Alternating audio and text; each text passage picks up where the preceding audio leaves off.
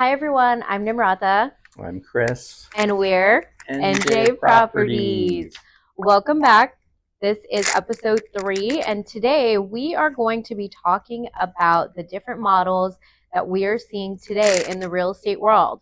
The reason this is important is because each model offers something unique, and it's also a way for consumers to maybe better understand what the different brokerages mean.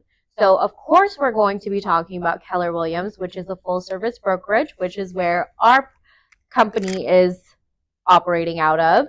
And then we're also going to talk about a couple of different scenarios, boutique firms, as well as the new thing, which are online brokerages.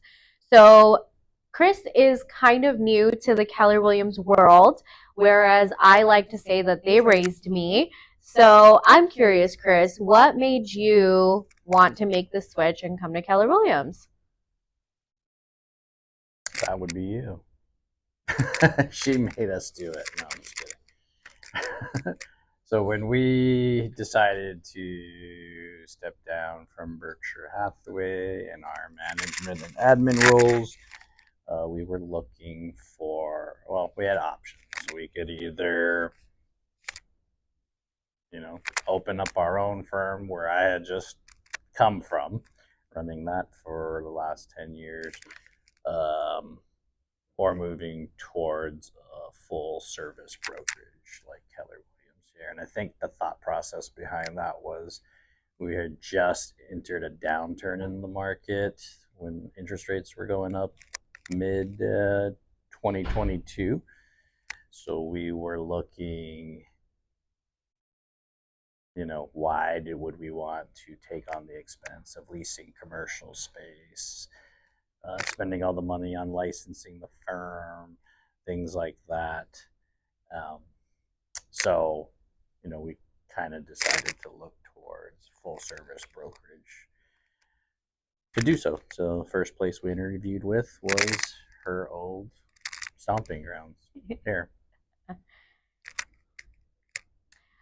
I don't know why he's not telling you all this story, but the two things that changed his mind about Keller Williams, because he was a little apprehensive, he had never really been in our world, um, was one, we sat down with Pam Ranch, who is one of the owners. Um, Absolutely love and adore her. She went over the economic model with us, which for me, coming from a 9 to 5, and for Chris, who had also been out of production for quite some time, really helped us to figure out what we needed to do to hit our number goals for the year to just feel comfortable with the transition. That was light bulb number one. And number two was we asked her what her goals were for the coming year. And she said that her and Dennis wanted to make 5 more people within our network become net worth millionaires. And I know when they first set that goal years ago, we started from 1. I think at that time they were at 13. So to add another 5 to that, it was a no brainer. Most places are thinking, like, how can I fill my pockets? And then here are these owners that have worked their way up from literally nothing, and only wanting their agents to succeed. I think like that was a no brainer for us. At that time, we were committed, we were ready. Um, and what we talk about when we say full service is we have staff. So every day someone is here, which is amazing. We offer training and technology. So Keller Williams has pioneered its own technology. And I think the next few years we're going to see a lot more of that because of our new partnership.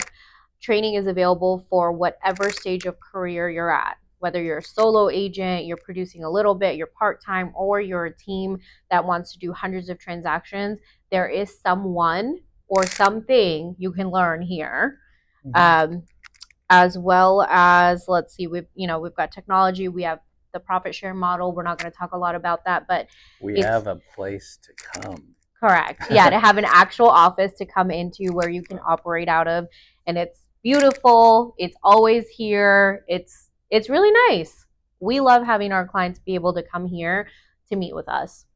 And we don't have to pay the bill, so to speak. We don't have to hire the staff, the janitorial, like all of that stuff's taken care of for us. So life is literally a lot Correct. We come in, easier. we're able to just put our heads down, work, and then at the end of the day, go home. And for the most part, leave this behind. Of course, we're real estate agents, so we're always thinking about work, but But that's how we choose. That's the business and the model we choose because it works for us. I don't work at home. It's not my shtick. I'm not going to want. I hate Starbucks, so I'm not necessarily want to meet everybody there all the time like everybody else. I like having an office. yeah. You know? And I'm still technically new. And so being around Chris and other people that have been in the industry for a long time has really helped me learn a lot. I feel like the learning curve was not as steep as it would have been had I been out in the world on my own or at a brokerage that doesn't offer any training. Yeah. So let's segue that. So Chris mentioned something not too long ago. He said he owned and operated his own brokerage for 10 years. So talk to me about that because it was what we would consider a boutique firm.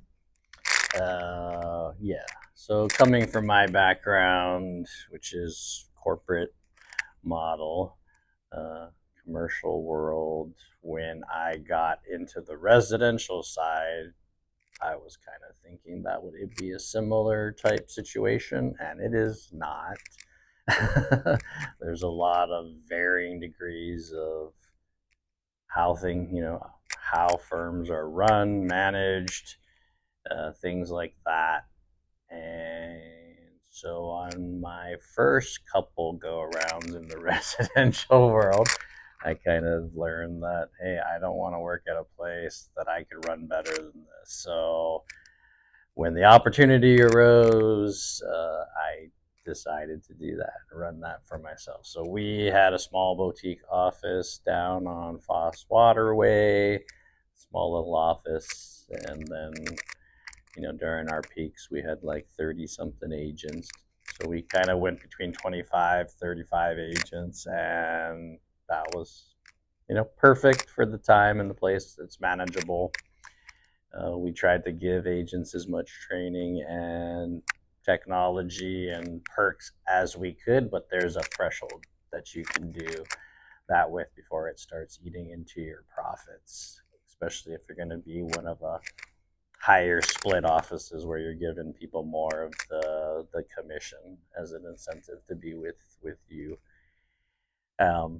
And then when the opportunity came to manage Berkshire Hathaway, I decided to make that jump because it'd be the same thing where I could kind of be able to offer as much training and resources as possible, um, in a model where people were paying a little more to be there. So that's when I decided to make the leap and do that.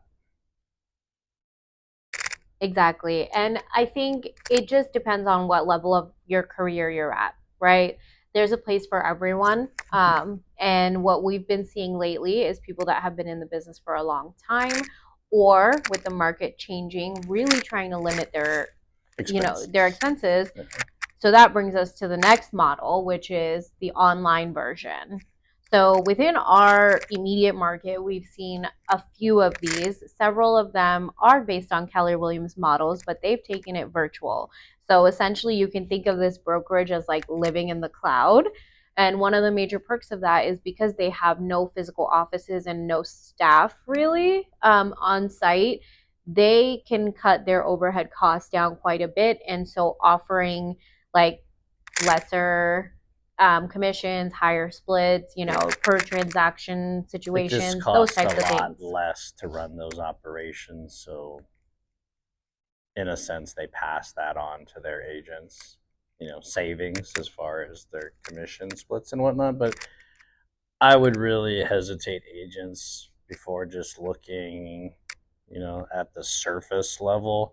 Really dig down into the numbers and see exactly what you're paying on an annual, and also be realistic with yourself. Like, what your real production is, what your money would have been, say, elsewhere under the same transactions and another place. Because from my perspective and background, when doing a lot of due diligence and whatnot, a lot of the companies are all at the same, you know dollar amount. Similar, yeah. The company dollar splits and things may be different, but at the end of the day, what they're trying to capture from their agents um, financially is about the same. It's just how they break it up, whether it's a lot of these online places, they have lower company dollars or caps, but then they also have a lot of additional fees that are tacked on per transaction or in other ways.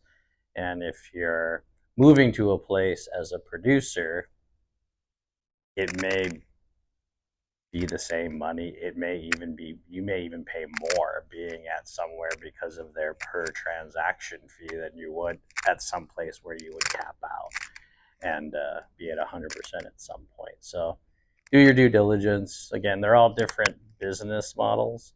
But like I say, a lot of them tend to be similar-esque in the amount of money you'll spend at the end of the year. So that being said, it'd probably be best just to look at it as what's the best environment for you and which would support you as an agent.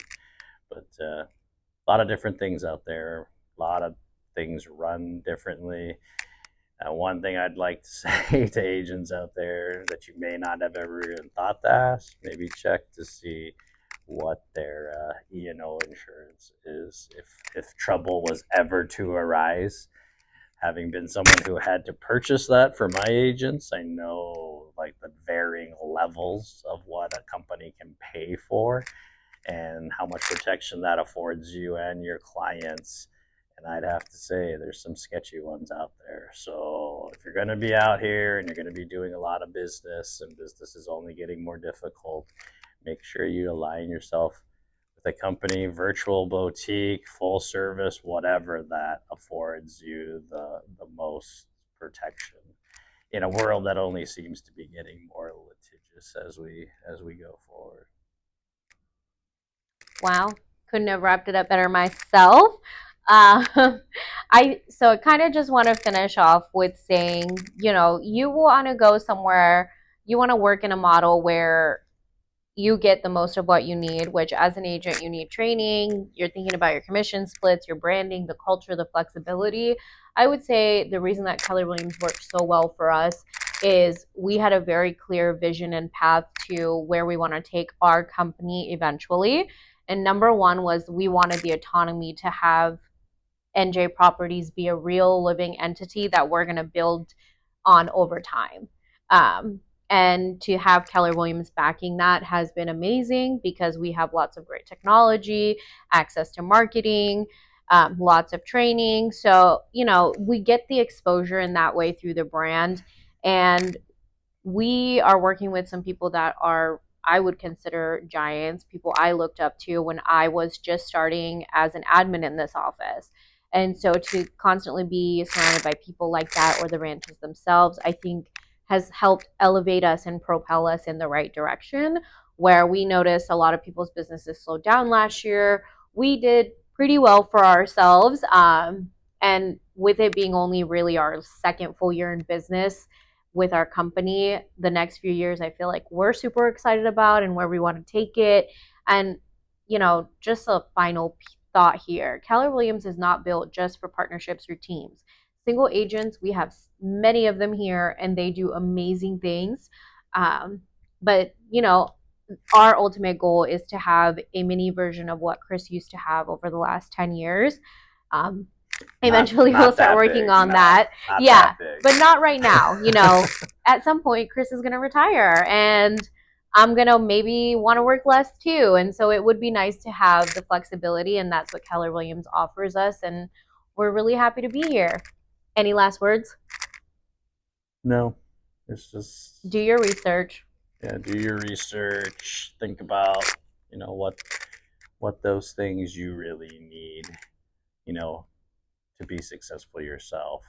And I think a lot of the people that need or desire full, service brokerages is they want the camaraderie, they want the people around them. Like she mentioned, we've got these great teams here that we can kind of mimic, or follow them to where they've already been in their successes. So that's something we look for. That's not everybody's, shtick, and other places will work just fine. But if you're making decisions purely financially, Compare the numbers. be honest with yourself and look at all the numbers and understand that, maybe if you're going to a cheaper place, but then you have to rent an office, it may end up being the same or more expensive to do that move. So just think about it before, rushing.